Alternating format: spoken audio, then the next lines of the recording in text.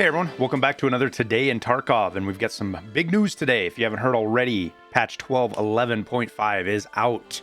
So you'll have to download this when you get home from work or the next time you get on. There will be an update in your launcher. So that's what it is that update. It's a quality of life update. It's a fix update.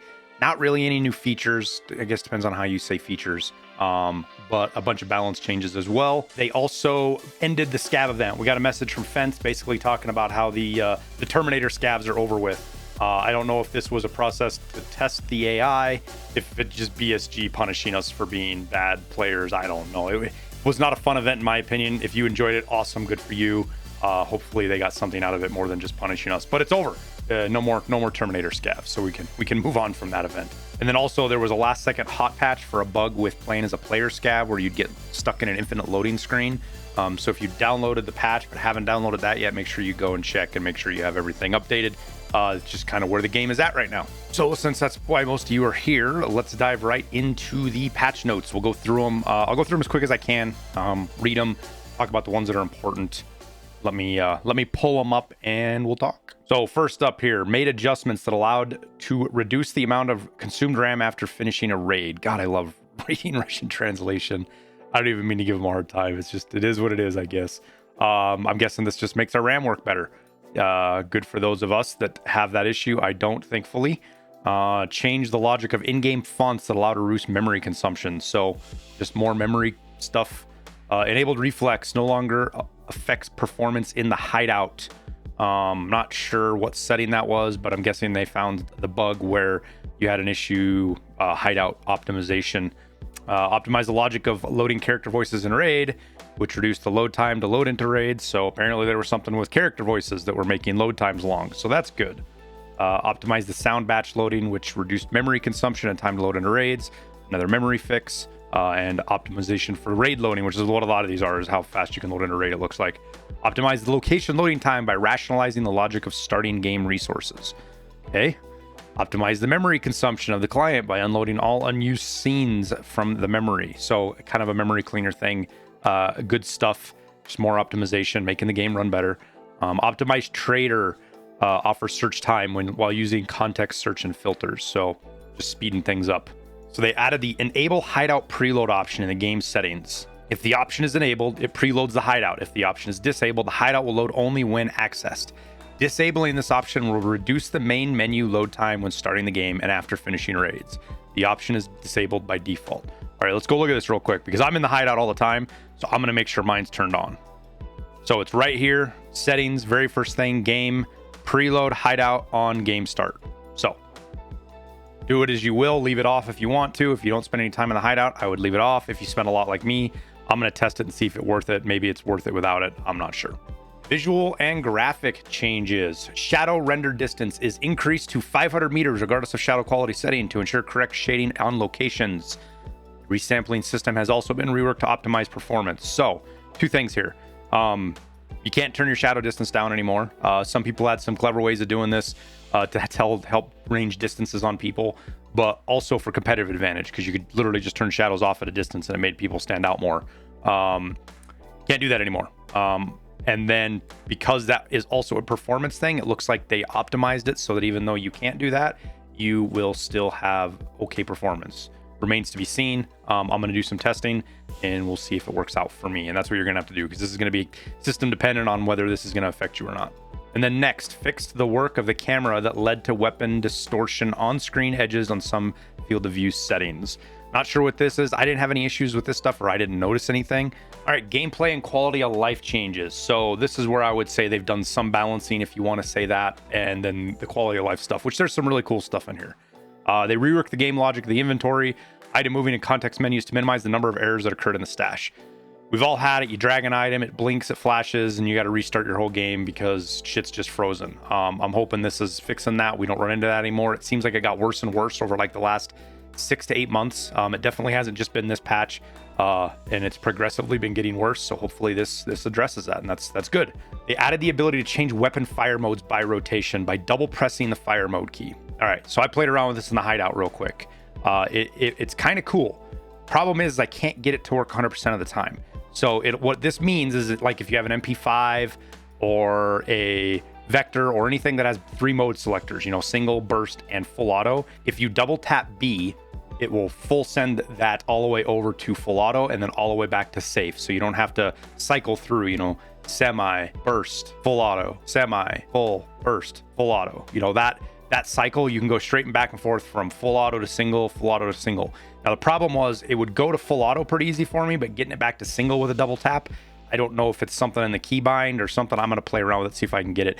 It's not a big deal. It is a cool option. I like it. It is kind of handy for when you're using MP5s or any guns that have burst fire and more that could potentially be coming. All right, next up, they added a 2 menu button to the first person raid screen to skip all next screens. This works both on PMCs and player scavs. And as a player scav, you don't have to worry if you click on it, it doesn't send you to menu and trash your inventory. What it does is it takes you to your inventory screen with the scav, gives you a pop-up that says, hey, you sure you want to quit? You still have items in your inventory, and then you can do what you want or not. So good stuff there. Little quality of life, especially when you get killed and you don't want to even look at the screen. You can just go right to menu and skip over everything when you're in gamer rage mode, like I get sometimes. Next, they added a check mark that lets you know if a weapon matches the mechanics task requirements when inspecting it in the preset menu. I can't test this. I've got mechanic tasks done I've had for a while, but this is pretty cool. We'll see it on the next wipe, or if I do decide to roll another account for some reason, we'll be able to look at that. But just a nice little quality of life when you're going through the mechanic tasks, so you're not having to bounce back and forth or have, you know, 3 monitors open to see what the requirements are and make sure it works. Now the next one is they added a maximum single fire rate parameter for all weapons. So what this means is now you have a fire rate when you go look at some of these different guns. So like, for example, the SVD has 700 RPM. The SKS is 40 RPM, the OPSKS. So even if you have really fast clicky mouse hands, you know, robot hands, or, you know, scripts or whatever people may be using, you can't shoot faster than that now. There'll be a cap on it. I think this is an effort to combat people who use like auto clickers or whatever you want to call it, scripts that allow them to shoot like M1As or SVDs, like a full auto, you know, vector basically. They all broken and damaged window glass has now synchronized between all players, even if loading into an already ongoing raid. I didn't know this was an issue. Apparently, if you loaded into a raid, all the glass was clean, even if it had already been shot out before. So that's interesting. It looks like it's fixed now, thing I didn't know about. The AI of all scavs, raiders, and bosses has been moved to a new technology platform that will allow us to expand and increase the complexity of AI-driven unit behavior, and also increase the number of scavs in a single raid in the future. I suspect this has to do with streets as well, because if they want to do the map like they said, it's going to be huge. It's going to have a ton of scavs on it. So maybe that's what this last event was about, with turning the AIs on the scavs to the 9s, was to test something. I don't know. Either way, we're going to see a lot more stuff change with the AI. We've already begun to see that. Anybody who's been playing the game for a little over a year has seen a lot of these really big changes come in, and how scavs act differently, and how much harder it is to tell a player scav from a real scav. And I think it's cool. I think it's going to add to the depth of the game and the immersion, and it's a positive, especially if it makes the game run better. Next up, they completely redesigned the quest system engine. This will decrease the number of errors in the quest system and will facilitate the creation of more diverse and engaging quest mechanics in the future. Cool. I think they're basically opening up the back end of the quest design system. You know, when they probably first put it together, they had no way to do fancy things like daily quests and stuff like that. So this looks like it's opening the door for that. So that's exciting. Daily, weekly quests are going to be really healthy for the game. It's going to help stuff out. It's going to give people options for more XP, more money, things like that, and just keep the game more interesting for a longer period of time. Next up, they optimized the formula of calculating the fence reputation penalty when killing scavs while having a high reputation. So we're going to see some changes in how much scav rep you lose if you have high rep and you kill a scav or a scav boss or something along those lines. Redesign the system of game settings that allow to avoid several existing problems when changing parameters. I have no idea what this means. I'm hoping that just makes the game run better.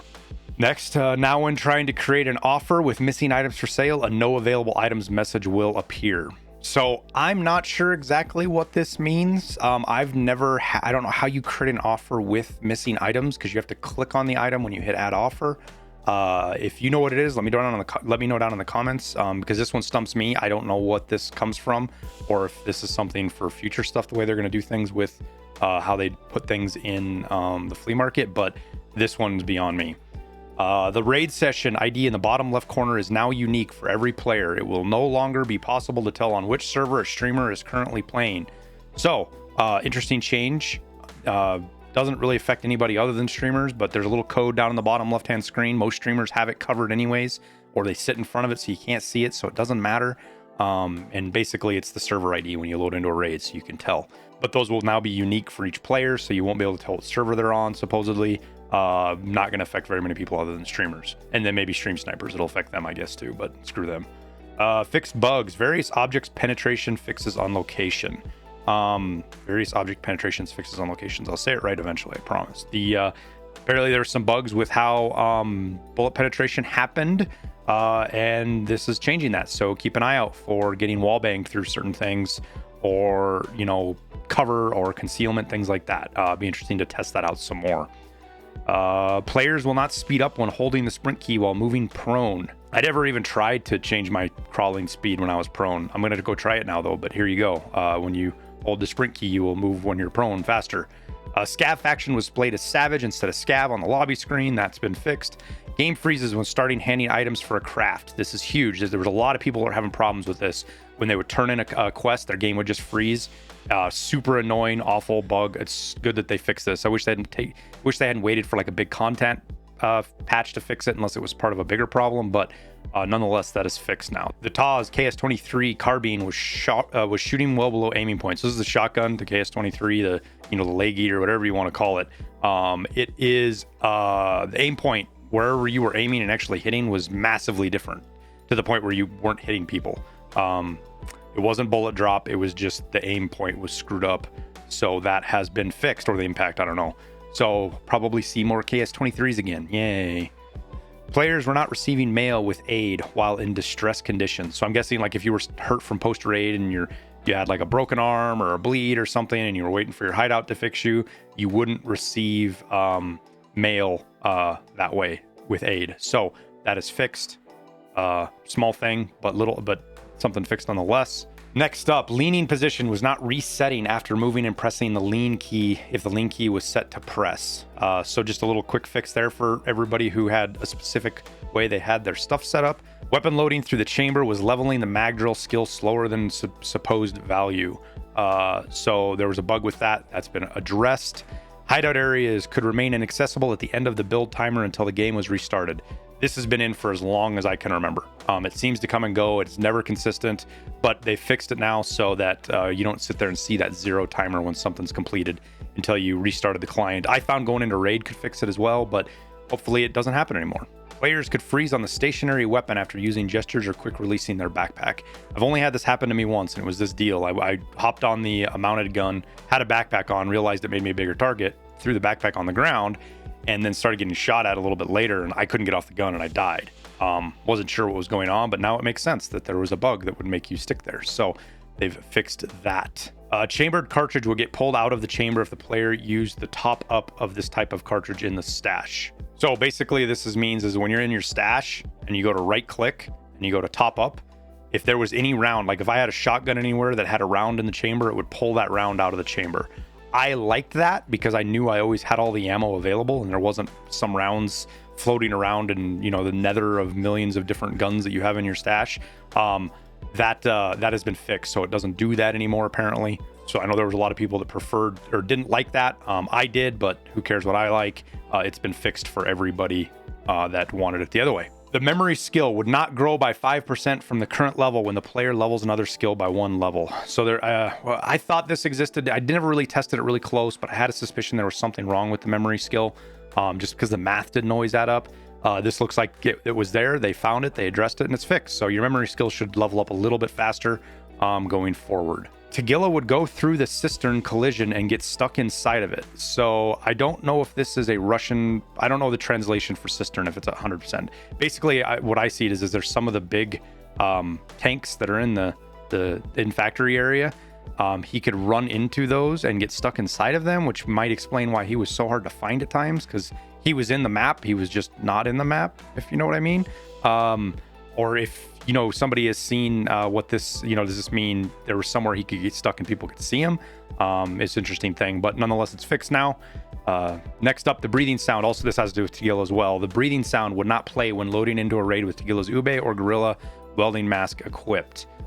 This had I don't know if they fixed the bug with the hat stuff and stuff like that, but I have noticed this might turn down a little bit on people that are running these masks, just because they were able to bug it out and make it not as, you know, not as bad of a thing to wear as it was supposed to be, but it's not that way anymore. The cultist knife poison amount would not get counted correctly, so I'm not sure if this meant about like if you got stacked poison from cultists or something, exactly what it meant. It is not an issue apparently anymore. This one is a big one though, this next one. The flashlight would go through obstacles. So if you're running dorms, shoreline at resort or anywhere like that with multiple buildings with multiple floors, you could always see like a flashlight above you or below you, especially at night with like sanitors guys. You know, you could almost always find them. Things same with scavs or even players. You know, you see flashlights and through the walls and stuff. So hopefully that's actually fixed. I have yet to try it out, so it remains to be seen for me. If the player spammed the compass key while dropping a backpack, the compass would not appear in the hand, but the azimuth would appear on the HUD. The shit to try stuff like this out and figure it out, good for people. I've never saw this. It's not that big of a deal. Players can move without animation if they quickly press the movement keys. Not sure what that means. That seems kind of sketch to me. I'm glad they fixed it. I don't know if you tapped W really fast, you would just kind of slide. Interesting thing, but nonetheless, it's not there anymore. Truck windows were visible through the fog on the customs locations. So I know this basically, it's kind of like sunglasses, right? And things like that. So they fixed that. It just kind of has to do with how Unity renders clear surfaces and not in cloudy conditions. And it's kind of why, it's basically why you can't see through stuff when it's cloudy out on Tarkov. And then the last one, they fixed various issues causing error 500. There's tons of stuff that you would see that with. So hopefully it's less occurrent. I imagine we're still going to see it, but hopefully not as much as we used to. All right, now that we're through that was a lot. That was a whole lot. We've got the, I missed this on my last video, so I wanted to get in here and catch people up just in case they missed it. They've added a new group of testers to the early test server. You can apply, not for this round, but you can apply your application for testing the ETS side. You just have to have an active copy of the game.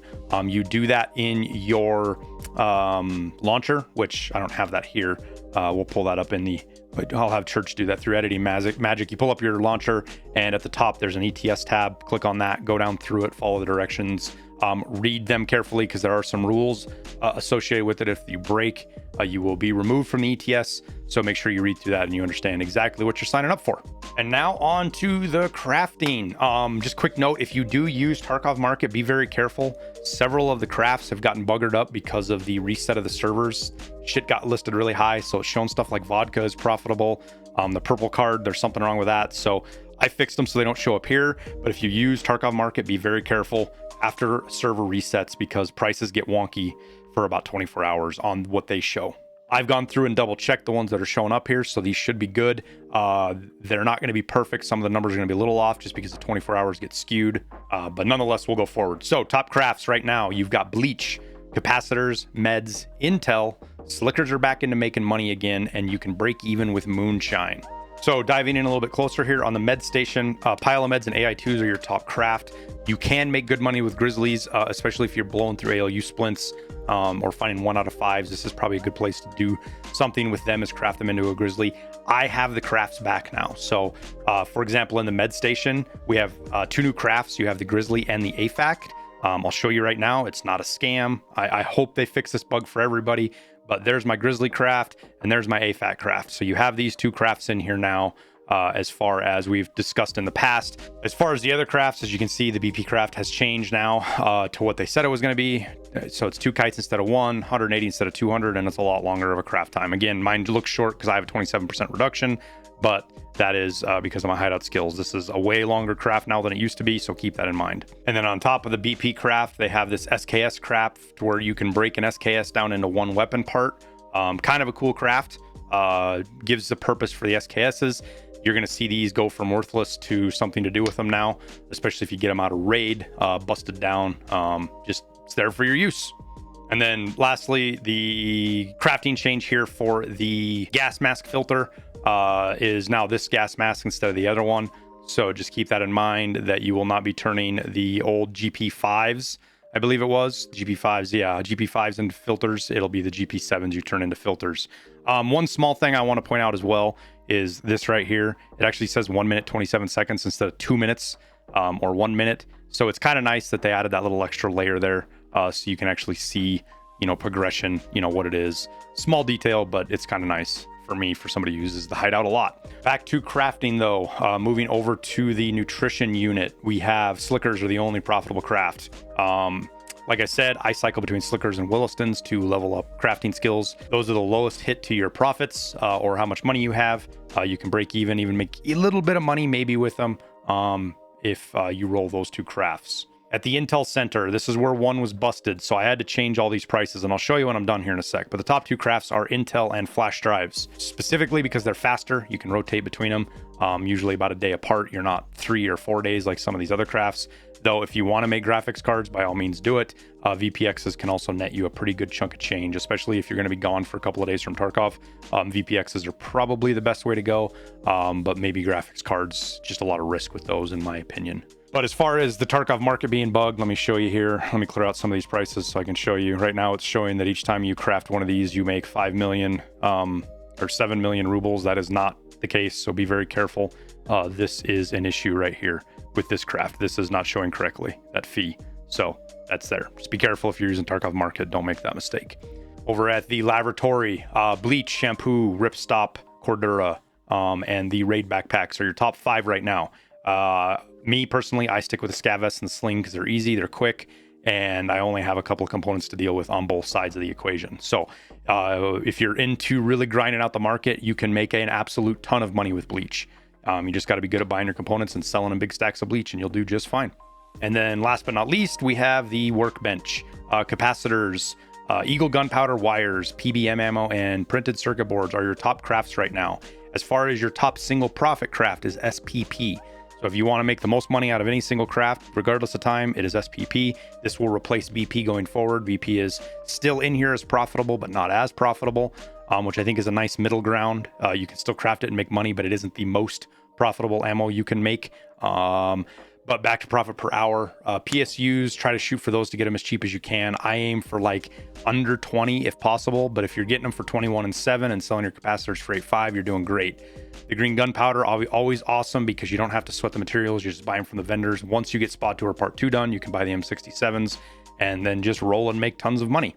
Easy craft is wires. As always, aim for the low 15, 12, 13 range if you can for your power cords. Sell your wires for over 9 and you're going to make a killing.